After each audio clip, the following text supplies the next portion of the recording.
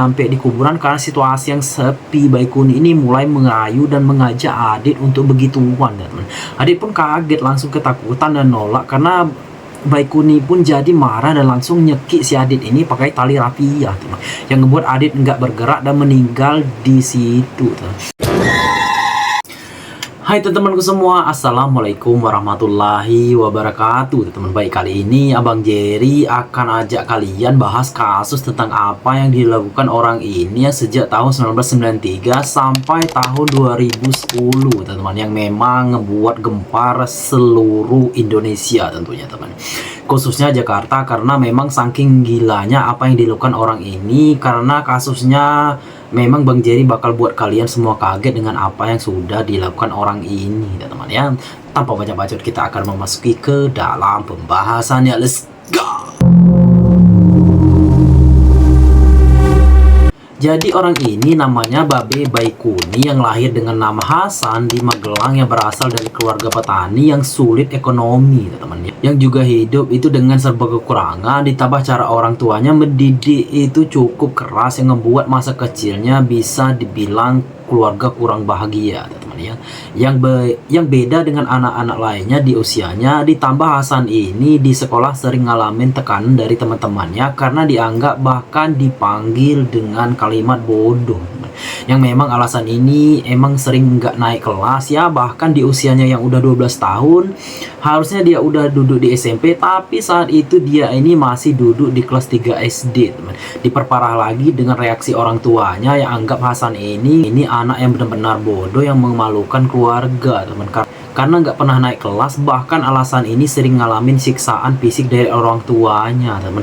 Nggak kuat dengan tekanan yang ada, akhirnya di tahun 1972 di usianya yang masih 12 tahun tanpa ada pegangan apapun, dengan nekat alasan ini melarikan diri ke Jakarta yang cuman seorang diri, teman. Sampai di Jakarta, Hasan ini kaget, ternyata dia sadar sulitnya bertahan hidup di Jakarta yang cuman seorang diri, nggak punya pegangan apapun, teman.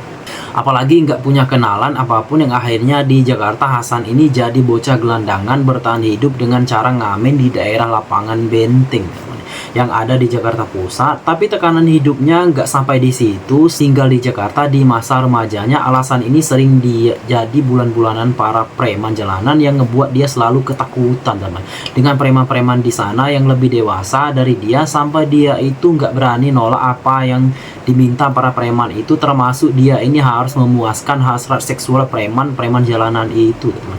Semua preman itu laki-laki yang juga menganukan Hasan ini yang juga laki-laki, dan ini dialami Hasan ini selama beberapa tahun. Bahkan inilah yang mewarnai tumbuh kembang dewasanya Hasan ini, teman, sampai membentuk dan membelok hasrat seksual yang ngebuat dia enggak tertarik dengan wanita tanpa dia sadari. Tapi di tengah-tengah penderitaan hidup yang ada di Jakarta, ternyata ada satu bapak-bapak yang bernama Saputra yang kasihan melihat Hasan ini berkali-kali jadi bulan-bulanan preman di sana, yang akhirnya Saputra ini kasihan dan ngajak Hasan ini tinggal di kampungnya, teman, yang ada di Kuningan untuk kerja ngurus ternak kerbaunya, teman, yang ada di sana. Dengan senang hati, Hasan pun akhirnya pindah ke Kuningan, tinggal dengan keluarga Pak Saputra ini di Kuningan, teman. Hasan ini jadi anak yang rajin kerja ngurus ternak kerbau milik keluarganya Pak Saputra ini. Di sana hidupnya juga udah lebih baik dan terjamin, teman. Ditambah keluarganya Pak Saputra juga keluarga yang baik yang menerima Hasan ini, bahkan nganggap kayak anak sendiri, teman. Setelah beberapa tahun tinggal di Kuningan, bahkan tumbuh dewasa di sana, di usia yang udah 21 tahun, Hasan ini dinikahi dengan seorang wanita yang bernama Era. Tapi pernikahan inilah Hasan ini baru menyadari kalau orientasi itu bukan ke wanita. Bahkan dia sampai menjelaskan ke istrinya soal ini, bahkan sampai menceritakan semua masa pahitnya, teman, yang ngebuat dia trauma. Tapi syukurnya saat itu istrinya menerima semuanya dengan lapang dada, yang bahkan istrinya ikut simpati juga dengan apa yang udah dia laluin Hasan ini, teman. Terus setelah 10 tahun mereka menikah, yang juga masih belum punya anak, sayangnya istri Hasan itu meninggal dunia karena sakit, dimana ini ngebuat rasa terpukul karena baru benar-benar merasakan kehilangan yang menyakitkan. Sampai-sampai Hasan ini berusaha move on dengan cara balik ke tahun 1992. Di sana Hasan ini udah nggak jadi gelandangan lagi karena emang punya tabungan. Selama dia ini kerja ngurus ternak kerbau yang ada di Kuningan di Jakarta, kali ini dia jadi pedagang asongan di Terminal Pulau Gadung yang ada di Jakarta Timur dan ngontrak rumah yang ada di wilayah Pulau Gadung. Di sana Hasan ini bersosialisasi dengan warga-warga sekitar, tapi disinilah ya Hasan ini dikenal dengan panggilan Baikuni dengan warga di sana. Jadi di sini kita sebutnya Baikuni dengan masa lalu yang menyakitkan. Kayak tadi sempat jadi anak gelandangan di Jakarta, juga jadi awal Baikuni ini sering ngerasa simpati dengan anak-anak jalanan yang dia lihat, sampai dia pun itu sering bawa pulang anak jalanan ke rumah kontrakannya. Bukan cuma satu, tapi anaknya rame di sana. Baikuni ini ngerawat dan ngasih makan anak-anak jalanan yang dia bawa pulang, teman. Sampai dia jadikan itu kayak anak sendiri. Bahkan banyak anak-anak jalanan yang datang ke rumah kontrakannya itu silih berganti tanpa pilih kasih, teman. Baikuni nganggap semua anak-anak jalanan itu kayak anak, tapi Baikuni ini dipanggil dengan sebutan Babe atau Babe Baikuni, teman. Karena dia ini dianggap sebagai babenya anak jalanan yang ada di sana, teman. Mungkin sampai di sini kita masih kenal kalau Baikuni ini semacam malaikat yang untuk anak-anak jalanan yang ada di sana. Bahkan masyarakat pun menganggap Baikuni ini babenya anak-anak jalanan di sana, yang bahkan dianggap mau kerja untuk menghidupkan anak-anak jalanan yang dia bawa pulang ke rumahnya. Bahkan banyak tetangga yang juga benar-benar mengagumi sosok Baikuni ini.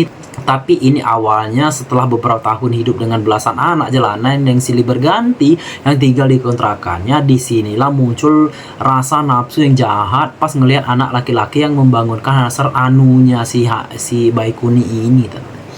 Jadi itu korban pertama yang bernama Adit yang masih berusia 12 tahun. Adit ini juga anak sebatang kara yang hidup di Jakarta, teman. Yang saat itu Adit ini salah satu anak yang sering main dengan tinggal di rumahnya Baikuni ini. Saat itu Baikuni melihat Adit dengan pandangan nafsu yang langsung bawa Adit ini ke kuburan rawa terata yang ada di Pulau Gadung.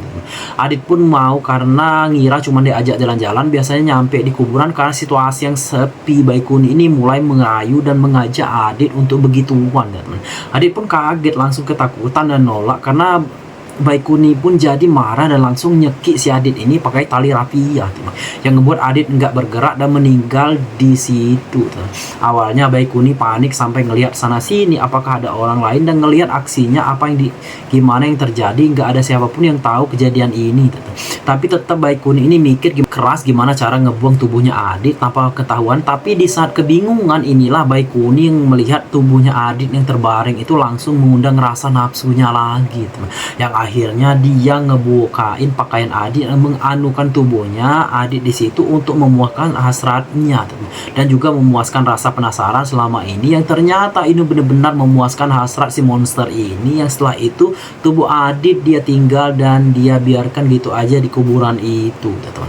Setelah beberapa hari akhirnya masyarakat di sana menemukan tubuh Adit yang sudah nggak bernyawa lagi. Tapi karena Adit ini nggak punya identitas asal usul, juga nggak ada yang tahu, bahkan emang nggak ada juga yang nyariin. Akhirnya soal temuan ini pun cuma sebatas evakuasi aja, dan kasus ini pun perlahan tenggelam dan terlupakan, ngebuat Baikuni ini benar-benar aman karena nggak ada yang tahu kalau dia inilah pelakunya. Karena inilah Baikuni ini mulai ketagihan untuk memilih korban-korban selanjutnya yang ada di rumahnya. Selanjutnya di tahun 1994, Peri yang masih berusia 11 tahun yang juga dia habisin dan dia anukan di kawasan pabrik industri Pulau Gadung. Setelah itu tubuh Peri pun dia tinggal gitu aja, teman. Yang langsung sama kayak tubuh Adit tadi, karena anak gelandangannya nggak ada keluarganya yang nyariin dan nggak ada yang tahu soal asal usul. Jadi soal temuan pun ya sebatas evakuasi aja.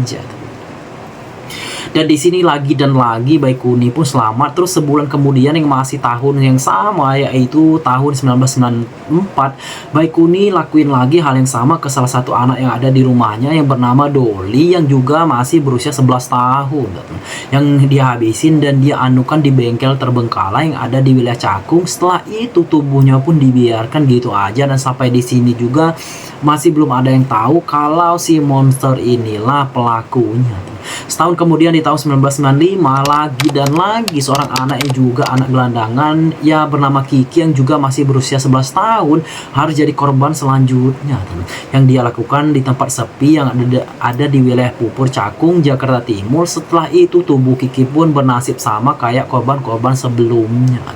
Dan Bayi Kuni pun di sini lagi dan lagi dengan gampangnya lolos dari ini semua, bahkan gak ada yang curiga termasuk anak-anak gelandangan lainnya teman yang ada di rumahnya dan juga tetangga. Sampai sini Bayi Kuni ini masih dipanggil Bayi Kuni, babenya anak jalanan.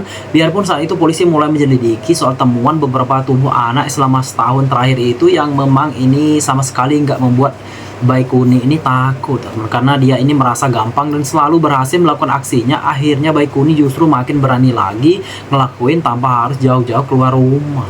Korban selanjutnya ini seorang anak yang bernama Irwan yang berusia 12 tahun yang dia habiskan dan dia gitukan di rumah kontrakannya. Saat itu rumahnya sedang sepi. Setelah itu tubuhnya Irwan pun dia potong-potong sampai beberapa bagian supaya tubuh itu bisa disimpan di beberapa kantong plastik. Setelah itu ya dia simpan kantong plastik itu di dalam rumahnya sampai beberapa hari. Sedangkan Bayi Kuni dengan tenang dan tanpa rasa khawatir beraktivitas kayak biasa, sedangkan anak-anak lainnya yang masih sering datang dan pergi di rumah kontrakannya itu nggak ada yang tahu soal apa yang disimpan Bayi Kuni ini di rumah kontrakannya. Terus berselang beberapa hari Bayi Kuni pulang ke kampung halamannya di Magelang untuk menghindari penyelidikan polisi, karena saat itu polisi di wilayahnya itu mulai sering patroli. Jadi karena takut terendus dia pun pulang ngebawain kantong plastik yang berisi potongan tubuh Irwan tadi. Dengan naik bus entah gimana bisa yang emang nggak ngeluarin aroma busuk, Bayi Kuni berhasil tanpa mencurigakan siapapun saat dia naik bus. Di tengah jalan menuju Magelang, Bayi Kuni ini berhenti di Purworejo, Jawa Tengah untuk ngebuang kantong plastik yang berisi tubuh Irwan di perkebunan terbengkalai yang ada di sana. Setelah itu dia lanjut lagi nyari bus lain lagi untuk sambung perjalanan ke Magelang. Di Magelang dia mulai ngerasa kalau polisi Jakarta mulai bisa mengendus kasusnya. Makanya dia ini pulang kampung, bahkan sampai mengganti namanya jadi Sunarto saat dia di Magelang supaya tidak ada yang bisa mengendus keberadaan dia. Terus setelah setahun di Magelang yang ternyata nggak ada siapapun yang nyari dia, karena kasus ini akhirnya di tahun 1998 Bayi Kuni balik ke Jakarta lagi. Dan ternyata nama Bayi Kuni ini di lingkungannya yang ada di Jakarta namanya masih bagus, semuanya masih memanggil dia dengan Babe. Ternyata ya aksi ini sama sekali belum terendus. Tapi di sisi lain saat itu Bayi Kuni Jakarta terutama di rumah kontrakannya sering merasa stres karena mengingat apa yang sudah dia lakukan ke anak-anak yang dia tampung. Karena sebenarnya Bayi Kuni emang punya rasa simpati dengan anak-anak gelandangannya karena dia juga pernah merasakan jadi anak gelandangan di Jakarta. Tapi dia juga nggak bisa mengontrol nafsunya bahkan nafsunya lah yang menguasai jiwanya, bukan simpatinya karena ini Bayi Kuni mutusin pergi ke Kuningan yang niatnya mau tinggal sekedar menenangkan diri, yang tinggal di keluarga mendiang istrinya yang ada di Kuningan untuk sebatas rehat. Tapi sebelum berangkat yang masih di terminal Kampung Melayu yang ada di Jakarta Timur, nafsunya muncul lagi pas melihat anak gelandangan di terminal itu yang bernama Aris yang juga masih berusia 11 tahun yang cuman hidup sebatang kara. Bayi Kuni pun langsung nyusun rencana dengan ngajak si Aris ini untuk ikut dengan dia ke Kuningan dengan janji-janji di sana Aris ini bakal dia kasih kerjaan supaya hidup Aris ini lebih baik. Dengan semangat Aris pun akhirnya ikut Bayi Kuni naik bus ke Kuningan. Nyampe di terminal Kuningan, Bayi Kuni ini langsung ngajak Aris ini jalan-jalan ke Sungai Ciabo yang ada di wilayah Ciwaru, yang mana ini masih berada di wilayah Kuningan, Jawa Barat teman. Nyampe di sungai dengan situasi saat itu ya sepi, Bayi Kuni ngajak Aris ini mandi dan berenang di sungai itu, dan di sinilah Aris ini dihabiskan dengan cara ditenggelamkan. Setelah itu dia pun menganukan tubuh Aris sampai dia puas. Setelah itu tubuh Aris dia tinggalkan gitu aja di sungai. Beberapa hari kemudian warga di sana nemuin tubuh Aris yang dianggap meninggal karena tenggelam di sungai. Warga yang juga itu nggak ada yang tahu ini si anak siapa, karena Aris yang memang anak gelandangan di Jakarta yang nggak punya keluarga dan juga pun nggak punya identitas. Karena ini lagi dan lagi nggak ada yang tahu soal kejadian yang sebenarnya. Di balik ini semua Bayi Kuni ini masih belum terendus karena masih merasa aman, yang mana masih di tahun itu, di tahun 1998 Bayi Kuni ini masih tinggal di rumah keluarga mendiang istrinya yang ada di Kuningan. Kali ini dia ini ngenargetin anak tetangganya di sana yang bernama Teguh teman, yang masih berusia 12 tahun dengan rencana yang udah dia susun di otaknya, yang mana Bayi Kuni ini ngajak Teguh jalan-jalan naik motor ke Sungai Ciibau teman. Karena anak kecil yang memang seneng kalau diajak jalan-jalan jalan naik motor, dia akhirnya pun mau ikut. Setelah itu tubuh Teguh juga sama berakhir kayak tubuh Arif tadi, di tempat yang sama dengan dilakuin dengan cara yang sama. Setelah dia puas, tubuhnya Teguh pun dia masukin ke karung yang udah dia siapin, terus dia hanyutkan ke sungai. Setelah itu dengan santainya Baikuni ini balik ke rumah keluarga istrinya seolah-olah kayak nggak ada terjadi apa-apa. Sedangkan malamnya keluarga Teguh mulai heboh dan ribut-ribut nyariin Teguh yang masih belum pulang juga sampai malam. Akhirnya beberapa hari kemudian warga di sana nemuin tubuh seorang anak dalam karung yang hanyut di sungai, yang ternyata itu tubuhnya Teguh. Yang emang ngebuat warga itu benar-benar kaget. Yang awalnya kasus ini juga sempat diselidiki, tapi karena dia sidik jari di tubuh itu udah hilang, karena tubuh juga itu ditemukan dalam keadaan sulit dikenali karena memang ditemukan dalam air, jadi sulit untuk nemuin jejak pelakunya.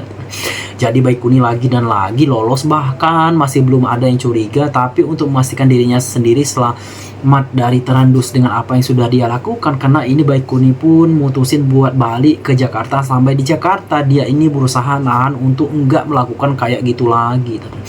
Di titik ini Baikuni sebenarnya udah mulai takut tangkap dan mulai udah membayangkan penjara setelah berhasil menahan hasrat nafsunya selama beberapa tahun di Jakarta. Lalu di tahun 2004 Baikuni ini balik ke Magelang, kampung halamannya. Tapi di Magelang Baikuni ini lagi-lagi tergoda pada melihat anak gelandangan yang ada di sana, teman, yang bernama Ardi, teman, yang juga masih berusia 12 tahun, yang berakhir dia habisi dan dia gituin juga. Terus tubuhnya pun dia dibuang ke persawahan yang ada di wilayah Bugelan yang ada di Magelang, yang akhirnya tubuhnya pun itu ditemukan petani di sana. Tapi karena si Ardi ini anak gelandangan, nggak ada yang kenal dia, nggak ada yang nyariin dia, teman. Juga gitu juga yang sama kayak korban-korban sebelumnya tadinya, mana tubuhnya pun itu berakhir cuma dievakuasi dan pelakunya pun nggak ketahuan. Apa yang ngebuat lagi dan lagi di sini Baikuni takut terendus di Magelang. Baikuni pun akhirnya mutusin balik ke Jakarta, yang masih tinggal di rumah kontrakan yang lama yang ada di Pulau Gadung, Jakarta Timur. Setiap Baikuni ini balik ke Jakarta dari luar kota, anak-anak gelandangan yang sering datang ke rumahnya itu selalu nyambut, karena banyak anak-anak di sana saat itu merasa kehilangan saat Baikuni ini pergi lama keluar kota. Karena sampai di sini Baikuni ini masih dianggap sebagai babenya anak-anak jalanan di sana. Baikuni pun beraktivitas kayak biasa, lagi ketemu dan ngurus anak-anak jalanan lagi. Terus beberapa tahun kemudian, tepatnya di tahun 2007, Baikuni gagal lagi nahan hasrat gilanya yang ngebuat dia lagi-lagi menghabisi dan menganukan dua anak tuh di tahun itu juga, yaitu Ricky dan masih berusia 9 tahun. Terus berselang beberapa bulan kemudian, yang masih di tahun 2007 itu lagi, Yusuf anak gelandangan yang masih berusia 7 tahun juga jadi korbannya, yang dia lakukan di rumah kontrakannya tanpa diketahui siapapun, karena belum ada yang tahu korban-korban selanjutnya yang masih berjatuhan. Karena setahun kemudian di tahun 2008 Adi yang berusia 12 tahun, Dio yang berusia 10 tahun, dan Arif yang berusia 9 tahun juga anak gelandangan yang jadi korban Baikuni di tahun 2008. Itu tubuh mereka pun sama kayak korban-korban sebelumnya, karena mereka memang nggak punya keluarga, jadi nggak ada yang nyariin. Ditambah gelandangan ini nggak punya identitas, yang polisi juga sulit mengidentifikasi saat ditemukan, teman. Ngebuat Baikuni lagi dan lagi terus berhasil untuk terus melakukan aksi gilanya. Bahkan dia ini udah makin ketagihan lagi untuk terus melakukan aksinya, karena dia tahu aksinya bakal selalu berhasil. Tapi semuanya berhenti setelah melakukan aksi ke korban terakhirnya. Jadi terungkap Baikuni ini setelah dia berhasil menghabisi Ardi yang masih berusia 9 tahun sebagai korban terakhirnya. Yang mana Ardi ini juga salah satu anak gelandangan yang suka ngamen yang juga sering main ke rumah Baikuni. Tapi Baikuni ini nggak tahu kalau Ardi ini sebenarnya masih punya keluarga, bahkan masih tinggal dengan orang tuanya yang ada di Jakarta. Tapi Ardi ini anak yang terberengkalai, jadi dia ini suka ngamen dan jarang pulang. Bahkan memang sering bergaul dengan para anak jalanan. Tapi di hari yang naas untuk Ardi ini, saat itu di jam setengah sore, Baikuni ini ngelihat Ardi yang cuman sendirian di rumah Baikuni. Sedangkan anak-anak yang lain itu pada nggak di rumah. Karena situasi rumah yang sepi, Baikuni pun langsung ngerayu dan ngebawa Ardi ini ke dalam kamar dan menghabisi Ardi dengan cara dicekik, teman. Setelah itu dia pun menganukan tubuhnya Ardi. Setelah selesai dengan tenangnya, Baikuni ini keluar rumah duduk nyantai di warungnya. Jadi Baikuni ini saat itu kerja sehari-hari ya, dia itu jaga warung asongan miliknya yang lokasinya itu nggak jauh dari rumah kontrakannya. Jadi dia ninggalin tubuhnya Ardi sendirian kayak gitu aja di dalam rumahnya dan pergi ke warung. Di jam 5 Bayi Kuni ini balik lagi ke rumah karena rumah yang masih sepi, anak-anak lain itu pada masih di luar dengan santainya. Di situ dia masih sempat motong tubuhnya Ardi jadi 2 bagian dan kebungkus bagian kepala itu dengan kain dan bekas kresek, sedangkan si tubuh lainnya itu dia bungkus dengan kresek dimasukkan ke kardus air mineral. Setelah itu tubuh dia tumpuk di bawah kursi yang ada di depan rumahnya, yang mana di kursi ini anak-anak lainnya itu sering duduk dan main di kursi itu. Lalu malamnya beberapa anak gelandangan asuh Bayi Kuni ini main dan duduk di kursi yang ada di depan rumahnya. Bayi Kuni ini tanpa ada yang sadar kalau di bawah kursi itu ada tubuh teman mereka yang tersimpan. Ini besoknya subuh nih, tanggal 8 Januari tahun 2010, tepatnya di jam 3 subuh, Bayi Kuni ini ngebuang bagian tubuh Ardian itu di 2 lokasi yang berbeda. Bagian tubuh itu dia buang di pinggir jalan dekat jembatan BKT Cakung, sedangkan kepala dia buang di pinggir jalan yang ada di jembatan Warung Jengkol yang ada di Pulau Gadung. Terus pagi di jam 7, salah satu warga yang kebetulan jalan kaki lewat situ nemuin kresek yang kelihatan aneh dan mencurigakan. Pas dibuka ternyata isinya itu potongan tubuh manusia tanpa kepala. Karena ini warga yang nemuin pun itu langsung lapor ke polisi, sampai penemuan ini pun langsung diselidiki ke polisi. Saat itu terus di yang harinya lagi-lagi polisi dapat laporan warga lain nemuin kepala manusia, yaitu kepala Ardian. Terus setelah dicocokkan ternyata tubuh dan kepalanya ditemukan di lokasi yang berbeda. Ini ternyata berasal dari tubuh yang sama, yang mana saat itu temuan ini pun jadi heboh di sana untuk kesekian kalinya. Sebenarnya di sana karena di wilayah Pulau Gadung Jakarta Timur saat itu emang sering ditemukan temuan kayak gini dan semuanya emang korbannya Bayi Kuni, tapi saat itu masih belum ada yang tahu sebenarnya pelakunya siapa dan apa tujuan dari pelaku ini. Yang mana saat itu memang benar-benar masih misteri untuk warga di sana, tapi di titik terang soal kasus ini pun berakhir. Muncul dari pengakuan orang tua Ardi setelah DNA membuktikan kalau itu benar-benar anaknya. Jadi orang tua Ardi pun ngakuin ke polisi kalau Ardi selama hidupnya itu sering menginap rumahnya di Bayi Kuni ini. Dari sinilah penyelidikan polisi pun mulai pindah ke Bayi Kuni, yang mana rumah pun saat itu langsung diperiksa, yang akhirnya polisi pun makin yakin kalau Bayi Kuni ini sebagai pelakunya. Karena di rumahnya polisi nemuin potongan pakaian terakhir Ardian yang masih belum ada, yang dia belum buang. Karena ini Bayi Kuni pun langsung diamankan, dibawa ke kantor polisi. Kayak biasa kebohongan gak akan bertahan lama, diinterogasi, yang akhirnya setelah melewati interogasi panjang, akhirnya di sini Bayi Kuni pun emang kooperatif, mengakui semua, bahkan mengasih informasi yang dibutuhkan polisi. Saat ini memang disinilah akhirnya dia nyerah dan mengakui semuanya. Yang mana di situ semuanya kaget, ternyata Bayi Kuni ngaku udah ngabisin belasan anak gelandangan lainnya yang tujuan untuk dianukan. Bahkan dia juga ngakuin aksi ini udah dia lakukan sejak tahun 1993 sampai 2010, yang udah memakan korban total ada 14 anak gelandangan yang udah dia anukan, dan juga semuanya baru tahu ternyata pelaku dibalik temuan tubuh anak gelandangan yang ditemukan selama ini ternyata pelakunya Bayi Kuni, yang padahal dikenal sebagai babenya anak jalanan. Karena ini berita soal Bayi Kuni ini saat itu langsung jadi liputan nasional yang emang sukses membuat negara geger, karena orang ini bahkan saat itu di tahun 2010 itu banyak orang tua khusus di wilayah Jakarta Timur sampai takut anak mereka juga takut jadi korban kejadian kayak gini. Bahkan sampai melarang anak-anak mereka untuk main terlalu jauh, karena memang sosok Bayi Kuni ini di Jakarta Timur, terutama di ini benar-benar ngebuat geger masyarakat di sana. Jadi singkat cerita, karena ini semua karena kasus gila yang udah menggemparkan Indonesia, saat itu akhirnya di tanggal 13 Desember tahun 2010 Bayi Kuni pun akhirnya dijatuhkan hukuman mati, teman-teman. Itu akhir dari petualang Bayi Kuni ini, teman-teman, yang mempunyai kelainan seks yang berbeda dari orang normal, teman-teman ya. Semoga kita dijauhkan dengan kayak peristiwa ini, teman-teman. Ini salah satu Abang Jerry mengangkat cerita ini, semoga ada manfaat baiknya Abang Jerry mengangkat cerita ini, teman, atau kasus ini, teman-teman ya. Semoga ibu-ibu yang menonton tolong dijaga anak-anaknya kalau memang tidak kenal dengan orang yang memang kita nggak percaya, teman. Mungkin cukup Abang Jerry membahas kasus ini. Jangan lupa untuk like, komen, dan subscribe channel Bang Jerry. Yang sudah subscribe Abang Jerry doakan semoga panjang umur sehat selalu dan dimurahkan rezekinya tentunya, teman-teman ya. Assalamualaikum warahmatullahi wabarakatuh. Sampai jumpa teman-teman semua.